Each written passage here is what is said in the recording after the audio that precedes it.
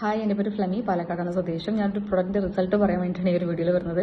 ഇത് പറയുമ്പോൾ ഞാൻ ഭയങ്കര ഹാപ്പിയാണ്. കാരണം എന്ന് വെച്ചിട്ടുണ്ടെങ്കിൽ എനിക്ക് വളരെ ചെറുപ്പത്തിൽ തന്നെ മൈഗ്രൈൻ ഉണ്ടായിട്ടുണ്ട്. അപ്പോൾ ഞാനത് കൂടുതൽ മുന്നോട്ട് പോകും തോറും അതിൻ്റെ വ്യത്യസ്ത സ്ഥലങ്ങൾ ഫേസ് ചെയ്ത് പോയ ഒരാളാണ്. ആദ്യം നല്ലൊരു സിവിയർ പെയിനിൽ സ്റ്റാർട്ട് ചെയ്ത് പിന്നെ ഇത് വൊമിറ്റിംഗ് ആയി മാറി. നമുക്ക് ഒരു ദിവസം മൈഗ്രൈൻ വന്നു കഴിഞ്ഞാൽ ബാക്കി 2-3 ദിവസത്തേക്ക് പോലും തല പൊക്കാൻ പറ്റാത്ത രീതിയിലുള്ള ഭയങ്കര പെയിനും കാര്യങ്ങളൊക്കെ ആയിരുന്നു.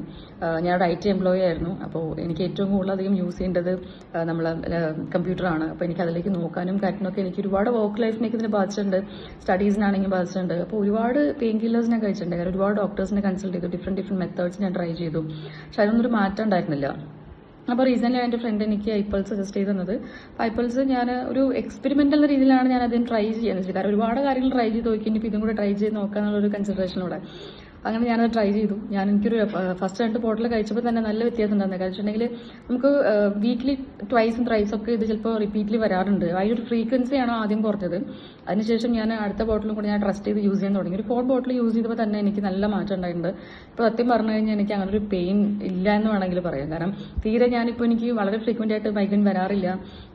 ഒട്ടും തന്നെ ഞാൻ ഒരുപാട് സ്ട്രഗിൾ ചെയ്യുന്ന പീരിയഡ് ഉണ്ടായിരുന്നു. അതിനൊക്കെ നമുക്ക് നല്ലൊരു റിസൾട്ട് തന്നൊരു പ്രൊഡക്റ്റാണ് ഐപ്പൾസ്. സോ ഞാൻ ഒരു അവസരത്തിൽ എൻ്റെ ഫ്രണ്ടിനോട് താങ്ക് യു പറയാൻ എന്താ കടപ്പെട്ടിരിക്കുന്നു. So thank you so much for suggesting my ഐപ്പൾസ്.